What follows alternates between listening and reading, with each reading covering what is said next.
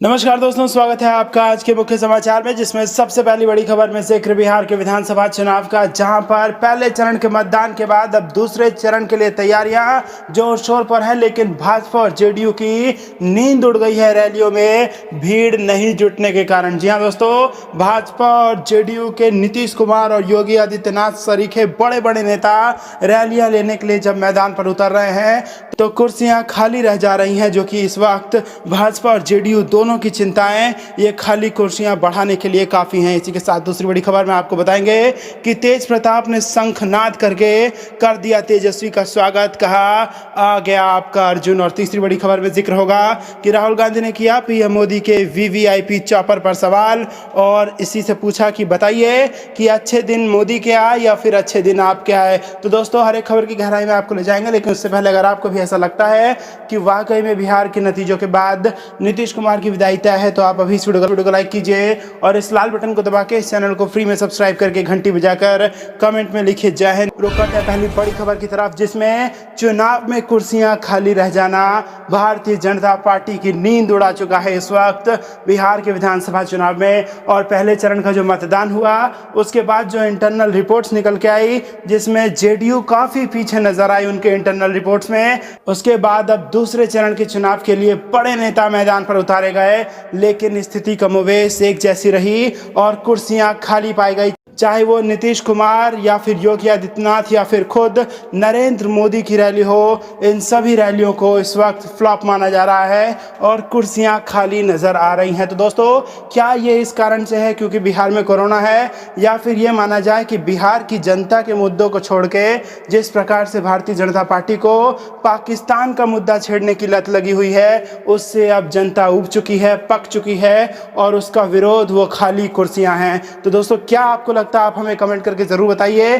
कि क्या कोरोना के चक्कर में रैलियां फ्लॉप हो रही हैं या फिर घिसी पिटी पाकिस्तान के मुद्दे उठाने के चक्कर में और बिहार की जनता के मुद्दों को नजरअंदाज करने के चक्कर में कुर्सियां खाली रह रही हैं। यह आपको कमेंट करके हमें जरूर बताना दोस्तों। और इसी के साथ आपको हमें यह भी बताना है कि आपके हिसाब से किस पार्टी को कितनी सीटें मिलने वाली हैं और कौन बिहार में अपनी सरकार बनाने वाला है। दोस्तों, रुक करते हैं अगली बड़ी खबर की तरफ। तेज प्रताप ने शंख बजाकर किया तेजस्वी का स्वागत, कहा अर्जुन आया है। जी हां दोस्तों, तेजस्वी यादव बिहार विधानसभा चुनाव में तेजी से रैलियां कर रहे हैं। इस बीच वो अपने बड़े भाई तेज प्रताप यादव के हसनपुर विधानसभा क्षेत्र के बिथान में सभा संबोधित करने पहुंचे। तेज प्रताप की चुनावी रैली में छोटे भाई तेजस्वी उनके लिए वोट मांगने पहुंचे और तेज प्रताप का अंदाज निराला ना हो, ये हो ही नहीं सकता। तेज प्रताप ने शंखनाद से तेजस्वी का स्वागत किया और कहा कि अर्जुन आ गया है। तेज प्रताप यादव ने अपने छोटे भाई तेजस्वी के स्वागत में भाषण से पहले शंखनाद किया। फिर तेज प्रताप ने कहा कि अर्जुन आया है, ये महाभारत का शंखनाद हुआ है, लड़ाई शुरू होगी। अब तेजस्वी का भाषण होगा। फिर तेजस्वी को संबोधन के लिए बुलाया, कहा कि ये मेरा आशीर्वाद है। हुआ यूं कि शंख मंच पर नहीं था, वह तेज प्रताप की गाड़ी में था। गाड़ी से शंख आने में कुछ समय लगा, तब तक तेजस्वी ने अपना भाषण शुरू नहीं किया। तेज प्रताप यादव ने कहा कि अर्जुन आया है। तेजस्वी के बाद हम 1 घंटे तक मंच से भाषण देंगे। समस्तीपुर जिले के हसनपुर विधानसभा क्षेत्र के बिथान में चुनावी सभा को संबोधित करते हुए तेजस्वी ने कहा कि 4 साल में 4 सरकार बनाने वाले नीतीश कुमार का पहला और अंतिम प्यार कुर्सी है, जनता नहीं है। तेजस्वी ने कहा कि हमें संस्कार दिया गया है कि बड़ों का सम्मान करो, भले उन्होंने 12 करोड़ जनता के साथ विश्वासघात किया हो, धोखा दिया हो, लेकिन उनकी ना तो कोई नीति है ना ही कोई विचार है। तेजस्वी ने कहा कि अभी बड़े भाई से बात हो रही थी तो कह रहे थे कि यहाँ रोड की स्थिति बहुत खराब है, हम लोग सब काम करेंगे, रोड भी बनेगा, डिग्री कॉलेज भी बनेगा, क्रिकेट का स्टेडियम भी बनेगा, अगर हमको मौका देंगे तो सरकार बनने के बाद हसनपुर जिला भी बनेगा।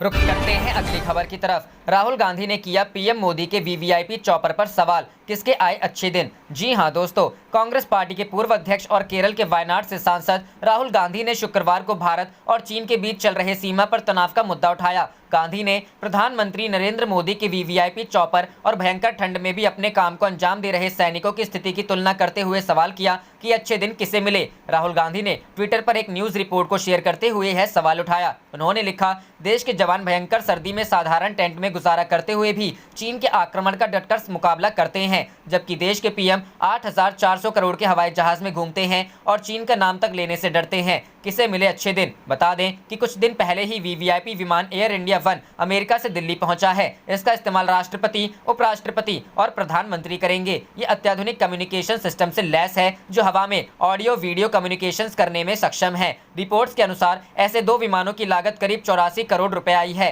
राहुल गांधी ने अपने ट्वीट में जिस समाचार रिपोर्ट को साझा किया है उसमें कहा गया है कि चीन की पीपुल्स लिबरेशन आर्मी भारतीय क्षेत्र में और आगे बढ़ आई है। यह समाचार लद्दाख का प्रतिनिधित्व करने वाले भाजपा के पूर्व सांसद तुप्स्तान छिवांग के हवाले से लिखा गया था।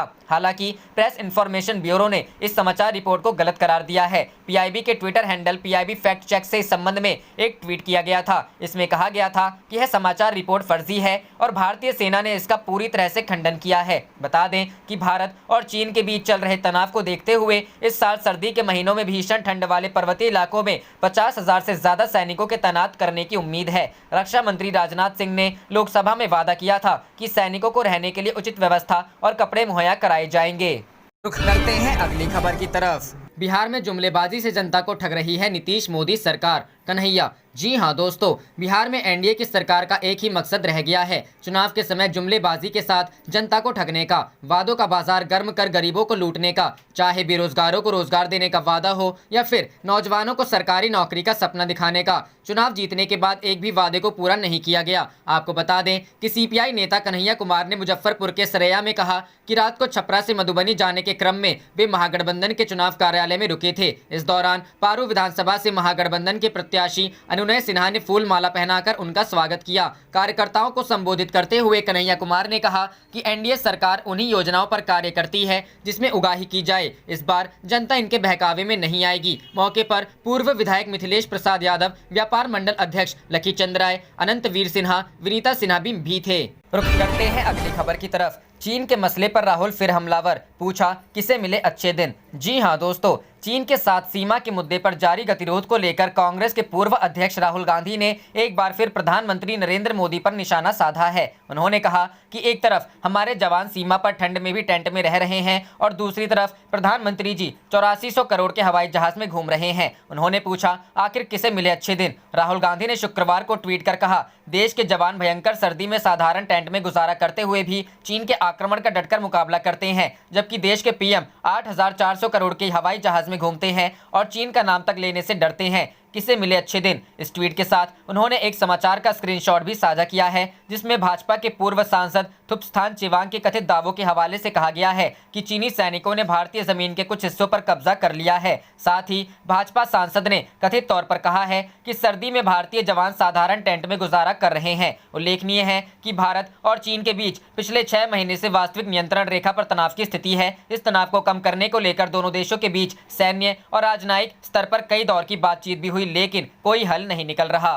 रुख करते हैं अगली खबर की तरफ। उत्तर प्रदेश की जनता बदलाव चाहती है, सचिन पायलट। जी हां दोस्तों, राजस्थान के पूर्व उप मुख्यमंत्री सचिन पायलट ने उत्तर प्रदेश में भ्रष्टाचार चरम होने का आरोप लगाते हुए शुक्रवार को यहां दावा किया कि राज्य की जनता परिवर्तन चाहती है। बुलंदशहर उपचुनाव में कांग्रेस के प्रत्याशी के प्रचार के लिए जाते वक्त पायलट नोएडा से गुजरे और इस दौरान पार्टी कार्यकर्ताओं ने डीएनडी फ्लाईवे एवं परी चौक पर उनका स्वागत किया। इस मौके पर पायलट ने संवाददाताओं से बातचीत में कहा कि उत्तर प्रदेश की जनता बदहाल कानून व्यवस्था, बढ़ते भ्रष्टाचार से आजीज आ गई है और बदलाव चाह रही है। उन्होंने कहा कि उपचुनाव में जीत से किसी पार्टी को कुछ खास फर्क नहीं पड़ेगा, लेकिन इससे बदलाव का एक संदेश जरूर जनता में जाएगा। पायलट ने बिहार चुनावों के संदर्भ में उम्मीद जताई कि वहां भी बदलाव की हवा चल रही है और महागठबंधन बेहतर प्रदर्शन करेगा। मध्य प्रदेश में 28 विधानसभा सीटों पर हो रहे उपचुनाव के बारे में उन्होंने दावा किया कि वहां कांग्रेस की स्थिति अच्छी है और लगभग सभी सीटों पर कांग्रेस को विजय मिलने की संभावना है। पायलट ने हाल ही में बसपा सुप्रीमो मायावती के भाजपा को समर्थन देने का विकल्प खुला होने संबंधी बयान पर तंज कसते हुए कहा कि इससे स्पष्ट हो गया है कि कौन किसके साथ है। उन्होंने कहा कि जनता भी समझदार है और इसका जवाब चुनावों में देगी। उत्तर प्रदेश में केवल कांग्रेस ही मजबूत सरकार दे सकती है। रुख करते हैं अगली खबर की तरफ। बुरे फंसे ज्योतिरादित्य सिंधिया के निजी सचिव, टिकट दिलाने के नाम पर 1 करोड़ लेने का आरोप, कांग्रेस का हल्ला बोल। जी हां दोस्तों, कांग्रेस ने ज्योतिरादित्य सिंधिया ने जिन सचिव पर 2018 के विधानसभा चुनाव के पूर्व तत्कालीन कांग्रेस प्रत्याशी रक्षा सिरोनिया के पति से टिकट के लिए 1 करोड़ रुपए मांगे जाने और 25 लाख रुपए ले भी लिए जाने के मुद्दे पर एफआईआर दर्ज किए जाने की मांग की है। प्रदेश कांग्रेस के मीडिया प्रभारी के मिश्रा ने आज ग्वालियर रेंज के आईजी मनोज शर्मा को भाजपा सांसद ज्योतिरादित्य सिंधिया के कहने पर उनके निजी सचिव पुरुषोत्तम पराशर द्वारा सिंधिया समर्थक पूर्व विधायक व भांडेर उपचुनाव निर्वाचन क्षेत्र से भाजपा प्रत्याशी के बतौर चुनाव लड़ रही रक्षा सिरोनिया के पति संतराम सिरोनिया से वर्ष 2018 में संपन्न विधानसभा चुनाव के दौरान टिकट के एवज में 1 करोड़ रुपए मांगे जाने व अपने साले के माध्यम से 25 लाख रुपए ले भी लिए जाने से संदर्भित 6.33 मिनट की वीडियो के साथ पत्र सौंपा। कहा किया है कि वे कांग्रेस द्वारा सार्वजनिक किए गए आधिकारिक वीडियो एवं उससे संबंधित सामने आए नामों की साइबर सेल से जांच एवं संबंधितों के बयान दर्ज करवाकर दोषियों के विरुद्ध एफआईआर दर्ज किए जाने हेतु निर्देश जारी करें। मिश्रा ने कहा कि यह मामला सीधे तौर पर राजनीतिक शुचिता और आर्थिक भ्रष्टाचार से संबंध है, लिहाजा ऐसे मामलों में कोताही बरतना भ्रष्टाचारियों को संरक्षण दिए जाने के ही समान होगा। मिश्रा ने पुनः दोहराया है कि कांग्रेस के वरिष्ठतम नेता व पूर्व मंत्री गोविंद सिंह से रक्षा सिरोनिया के पति इस वीडियो में सार्वजनिक रूप से कह रहे हैं कि पराशर ने सिंधिया के कहने पर उनसे टिकट के एवज में 1 करोड़ रुपयों की मांग की है, नहीं दिए जाने पर भी किसी कमलापत को टिकट दिए जाने को भी कहा। रुख करते हैं अगली खबर की तरफ। कैलाश विजयवर्गीय की चुन्नू मुन्नू टिप्पणी चुनाव संहिता के प्रावधानों का उल्लंघन, निर्वाचन आयोग। जी हां दोस्तों, निर्वाचन आयोग ने शुक्रवार को कहा कि कांग्रेस नेता दिग्विजय सिंह और मध्य प्रदेश के पूर्व मुख्यमंत्री कमलनाथ के खिलाफ बीजेपी महासचिव कैलाश विजयवर्गीय द्वारा की गई चुन्नू मुन्नू टिप्पणी चुनाव संहिता के प्रावधानों का उल्लंघन है। साथ ही आयोग ने भाजपा के वरिष्ठ नेता कैलाश विजयवर्गीय को आचार संहिता की अवधि के दौरान सार्वजनिक तौर पर इस तरह के शब्दों का इस्तेमाल नहीं करने की सलाह दी। आयोग ने 26 अक्टूबर को भाजपा नेता कैलाश विजयवर्गीय को एक नोटिस जारी किया था और जवाब देने को कहा था। इस नोटिस के अनुसार इंदौर के सांवेर में 14 अक्टूबर को एक चुनावी रैली में दोनों कांग्रेस नेताओं के खिलाफ दिए गए बयान को आचार संहिता के प्रावधानों का उल्लंघन करने वाला पाया गया है। भाजपा नेता कैलाश विजयवर्गीय ने कांग्रेस के दोनों नेताओं को गद्दार भी कहा था। मध्य प्रदेश के 28 विधानसभा सीटों पर 3 नवंबर को उपचुनाव होने हैं। इसे लेकर चुनाव प्रचार जोर शोर से चल रहा है। कैलाश विजयवर्गीय ने अपने जवाब में कहा कि नोटिस में जिन टिप्पणियों का जिक्र किया गया है उन्हें संदर्भ से बाहर और गलत समझा गया। उन्होंने यह भी कहा कि कांग्रेस ने चुनाव में हवा का रुख बदलने के लिए शिकायत दर्ज कराई। भाजपा नेता ने कहा, निर्वाचन आयोग के निर्देशों और आदर्श आचार संहिता के प्रावधानों का पालन करना उनके और भाजपा के हर कार्यकर्ता के लिए सर्वोपरि है और वह उनका बहुत सम्मान करते हैं। आदेश में कहा गया कि आयोग ने मामले पर अच्छी तरह विचार विमर्श किया है और उसका यह मानना है कि कैलाश विजयवर्गीय ने राजनीतिक दलों एवं उम्मीदवारों के मार्गदर्शन संबंधी आदर्श आचार संहिता के पहले भाग के दूसरे पैराग्राफ का उल्लंघन किया है। आयोग ने विजयवर्गीय को सलाह दी कि उन्हें आदर्श आचार संहिता लागू होने के दौरान सार्वजनिक तौर पर इस प्रकार के शब्दों का इस्तेमाल नहीं करना चाहिए या इस प्रकार के बयान नहीं देने चाहिए। आप देख रहे थे आपका अपना चैनल जय हिंद जय भारत।